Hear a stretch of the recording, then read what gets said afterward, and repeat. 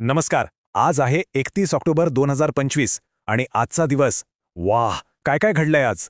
राष्ट्रीय एकता आहे, आंतरराष्ट्रीय राजकारण आहे आणि काही एकदम मोठ्या घोषणासुद्धा आहेत. चला तर मग हे सगळं काय आहे ते अगदी सोप्या भाषेत समजून घेऊया.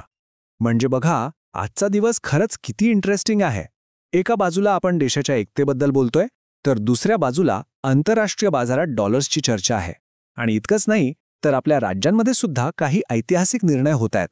आता प्रश्न हा आहे की या सगळ्याचा एकमेकांशी काही संबंध आहे का? चला शोधून काढूया. चला, सगळ्यात आधी सुरुवात करूया राष्ट्रीय एकता दिवसापासून. हा दिवस आपल्या देशासाठी इतकं महत्त्वाचा का मानला जातो हे बघूया. तर पहिला प्रश्न, 31 ऑक्टोबरला असं नेमकं काय खास आहे? का साजरा करतो आपण हा दिवस? याचं उत्तर शोधायला आपल्याला थोडं इतिहासात मागे जावं लागेल. ही तारीख आहे सरदार वल्लभभाई पटेल यांची जयंती. आपल्या भारताचे पहिले उपपंतप्रधान आणि गृहमंत्री. त्यांनी जे काम केलंय ना, ते अविश्वसनीय आहे. म्हणजे विचार करा, 560 पेक्षा जास्त लहान मोठी राज्य म्हणजे संस्थानं भारतात विलीन करण्याचं अशक्य वाटणारं काम त्यांनी करून दाखवलं. म्हणूनच तर त्यांना लोहपुरुष म्हणजे आयर्न मॅन ऑफ इंडिया म्हणतात. त्यांच्या याच जबरदस्त योगदानाला सलाम म्हणून 2014 साली सरकारने त्यांची जयंती राष्ट्रीय एकता दिवस म्हणून जाहीर केली. बरं, देशातली एकता तर महत्त्वाची आहेच, पण जगाच्या नकाशावर भारताचं स्थान काय आहे हेही तितकंच महत्त्वाचं आहे, नाही का? चला बघूया आज आंतरराष्ट्रीय स्तरावर काय काय घडलं. तर आज सगळ्या जगाचं लक्ष होतं मलेशियातील क्वालालंपूरकडे. तिथे पार पडली 22वी आसियान भारत शिखर परिषद. या परिषदेत भारताने आग्नेय आशियाई देशांसोबत आपले संबंध आणखी घट्ट करण्यावर भर दिलाय.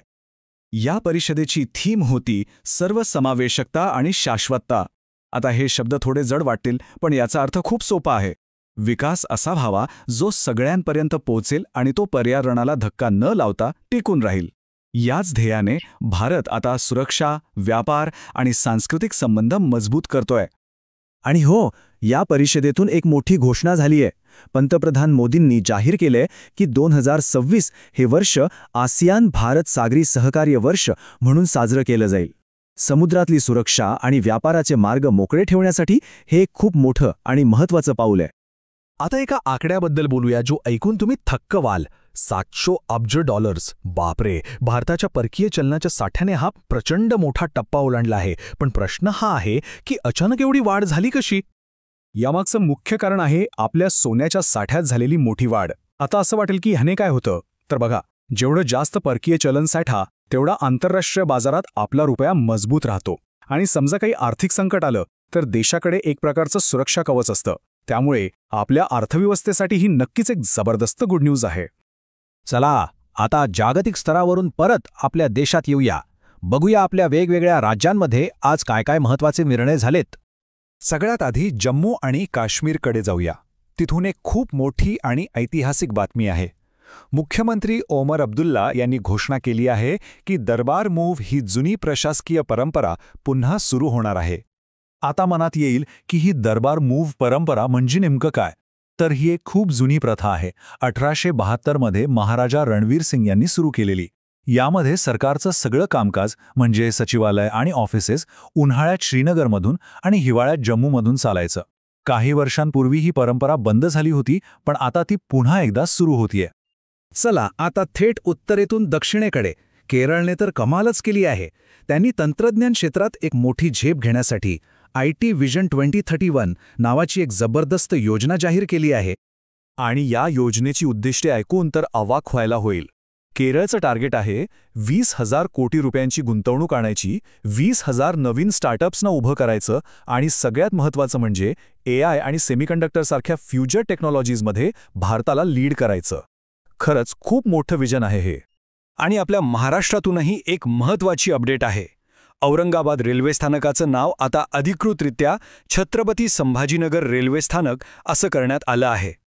चला आता दिवसाचा शेवट काही चांगल्या प्रेरणा देणाऱ्या बातम्यांनी करूया. बघूया साहित्य आणि खेळात आपल्या लोकांनी कशी बाजी मारली आहे. सध्या साहित्य क्षेत्रात तर खूपच हालचाल सुरू आहे. चला काही नवीन पुस्तकं आणि महत्त्वाच्या पुरस्कारांवर पटकन एक नजर टाकूया. पहिलं पुस्तक आहे मोदीज मिशन आणि हे लिहिलं आहे बर्गेस देसाई यांनी.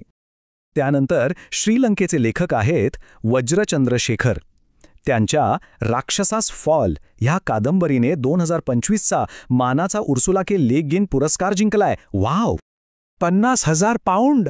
केवढी मोठी रक्कम आहे ही. एका नवीन आणि खूप मोठ्या पुरस्काराची ही प्राईज मनी आहे. पण कुठला पुरस्कार आहे हा? तर हा आहे बुकर प्राईज फाउंडेशनने सुरू केलेला अगदी नवीन चिल्ड्रन्स बुकर प्राईज. म्हणजे आता लहान मुलांच्या साहित्यालाही जागतिक स्तरावर एक खूप मोठी ओळख आणि सन्मान मिळणार आहे. ही खरंच खूप छान गोष्ट आहे. आणि खेळातून तर आपल्यासाठी डबल गुड न्यूज आहे. आपल्या तरुण खेळाडूंनी देशाचं नाव मोठं केलंय. शायना मणिमुथूने 15 वर्षाखालील बॅडमिंटन आशिया चॅम्पियनशिपमध्ये गोल्ड मेडल जिंकलंय. तर प्रतिस्मिता बोहीने वेट लिफ्टिंगमध्ये चक्क नवीन यूथ वर्ल्ड रेकॉर्ड बनवलाय. कमालच. आणि आता जाता जाता एक छोटासा प्रश्न. भारतातील पहिल्या केबल सस्पेन्शन ग्लास ब्रिजचं नाव काय आहे? जरा शोधून काढायचं उत्तर. चला तर मग आजच्या या माहितीच्या प्रवासात सहभागी झाल्याबद्दल धन्यवाद. भेटूया लवकरच एका नवीन विषयासह.